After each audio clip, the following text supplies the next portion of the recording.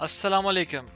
मेरा नाम वजाहत अली बंगश है और ये वीडियो अमेज़न प्राइवेट लेबल के कंटेंट राइटिंग के बारे में है। So let's get started. Title.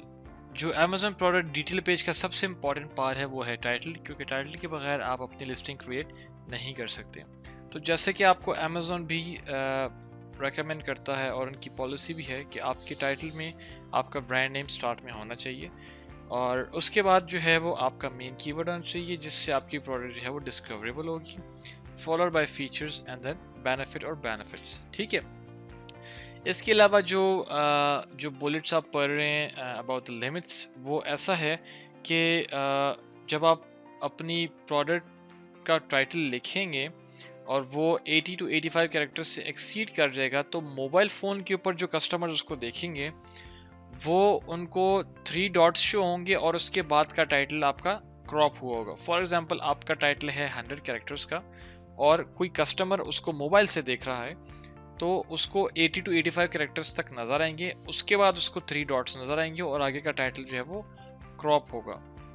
तो ये अफेक्ट कर सकता है आपकी, अगर फॉर एग्जांपल कोई क्रूशल इन्फॉर्मेशन है और वो आपने 80 टू 85 कैरेक्टर्स के बाद लिखी है तो वो मोबाइल वाले कस्टमर उसको मिस कर सकते हैं। इसी तरह यही लिमिट जब डेस्कटॉप पर आप आते हैं तो वो लिमिट 130 टू 135 कैरेक्टर्स तक हो जाती है। कुछ प्रोडक्ट्स में मैंने देखा है कि 130 के बाद क्रॉप हो जाता है और कुछ में मैंने देखा है कि वही चीज़ 150 कैरेक्टर्स के बाद या 149 कैरेक्टर्स के बाद क्रॉप हो जाती है। Moving towards bullet points. Bullet points आपके जो है वो ना बहुत लॉन्ग ना बहुत शॉर्ट होनी चाहिए, एक एक स्टैंडर्ड उनका होना चाहिए और दरमियाने साइज़ के होने चाहिए बुलेट पॉइंट्स। और कोशिश करें कि जितने भी सेंटेंसेस हैं उनमें आपने बुलेट पॉइंट्स डाले हों, जितने भी कीवर्ड्स हों, लेकिन वो ऐसे रोबोटिक साउंड ना हो और वो इजीली रीडेबल हों ह्यूमन बीइंग्स के लिए। ठीक है। और इसी तरह आपके प्रोडक्ट के बारे में आपने कोई भी ऐसी इन्फॉर्मेशन मिस नहीं करनी जिसकी वजह से कस्टमर आपके प्रोडक्ट को छोड़ के किसी कंपैटिटर के पास जाए। Description should be long and engaging. ऐसा नहीं है कि आपने जो है वो 2 to 3 लाइन्स लिख ली हैं और डिस्क्रिप्शन को छोड़ दिया। डिस्क्रिप्शन इज़ वेरी इंपॉर्टेंट और आपके प्रोडक्ट की एक एक डिटेल जो है वो डिस्क्रिप्शन के अंदर लिखी होनी चाहिए, वो भी खूबसूरती से, ताकि जब उसको कस्टमर पढ़े तो वो जो है वो कंटेंट के साथ वो इंगेज हो और ऐसा ना हो कि वो स्किप करे और उसको पढ़े ही ना। ठीक है। और आपको जो है वो सारी की सारी इन्फॉर्मेशन, जैसे कि बुलेट पॉइंट्स में मैंने मेंशन किया, आपको सारी की सारी इन्फॉर्मेशन कवर करनी है और कोशिश करें कि जितने भी सेंटेंसेस हैं उनको ऐसा स्ट्रक्चर दें कि जितने आपके कीवर्ड्स हैं वो उनके अंदर आ सकें सारे के सारे। इसी तरह जो सर्च टर्म्स और सब्जेक्ट मैटर हैं ये बैक एंड पे होते हैं। अगर आपसे फ्रंट एंड पे कोई कीवर्ड्स रह जाती हैं, फॉर एग्जांपल आपने अमेज़न यूएसए के लिए कंटेंट लिखना है और कोई स्पेनिश का वर्ड है तो वो फ्रंट एंड पे आप लिखेंगे तो थोड़ा सा वियर्ड लगेगा। ठीक है। या टाइटल में लिखेंगे तो अगेन वियर्ड लगेगा। But what you can do is आप इसको जो है वो सर्च टर्म्स या सब्जेक्ट मैटर में डाल सकते हैं जिससे आपकी प्रोडक्ट जो है वो डिस्कवरेबल होगी। ठीक है। सर्च टर्म्स की जो लिमिट है वो इट्स 249 कैरेक्टर्स और अमेज़न का एल्गोरिदम चूंकि इतना ज़्यादा स्मार्ट है तो आपको कीवर्ड्स रिपीट करने की ज़रूरत इसमें नहीं है। तो चलते हैं अमेज़न की तरफ और देखते हैं एक अच्छी खूबसूरत प्रोडक्ट लिस्टिंग की एग्जांपल।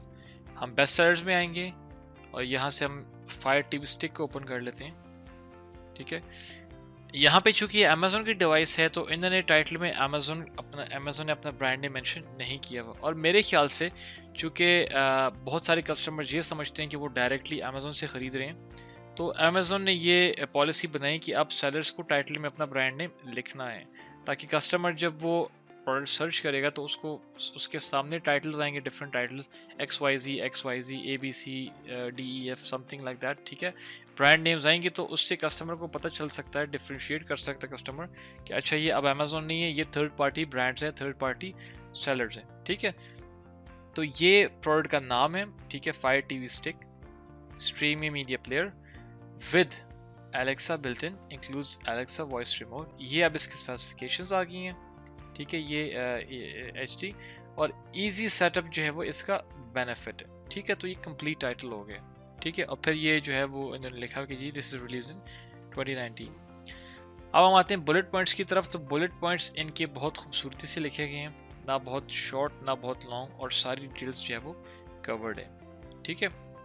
और आपने भी ऐसा ही करना है कि आपने बुलेट पॉइंट्स के अंदर, यानी कोई कस्टमर आता है वो बुलेट पॉइंट्स ये पढ़ता है तो उसको जितना जितना यानी उसके माइंड में क्वेश्चंस आते हैं वो सारे के सारे उसके वो क्लियर होते जाएं। और फिर डिस्क्रिप्शन चूँकि इनकी A+ है तो ये है कि it's different than normal description, लेकिन आप देख सकते हैं कि कितनी खूबसूरती से इन्होंने अपनी A+ की जो है वो A+ कंटेंट बनाया हुआ है। और इतनी खूबसूरती से जो ये देखें, जैसे नो केबल नो प्रॉब्लम, ठीक है, simple to set up and use, ये बहुत तरीके से उन्होंने जो चीज़ है वो क्लैरिफाई की हुई है, ठीक है। तो this is example of good product detail page, ठीक है। और आप भी जो है वो चूँकि जब लिस्टिंग आप बनाएंगे तो you should take ideas from multiple best sellers, और इसी तरह आप जो है वो खूबसूरती से अपना कंटेंट बना सकते हैं।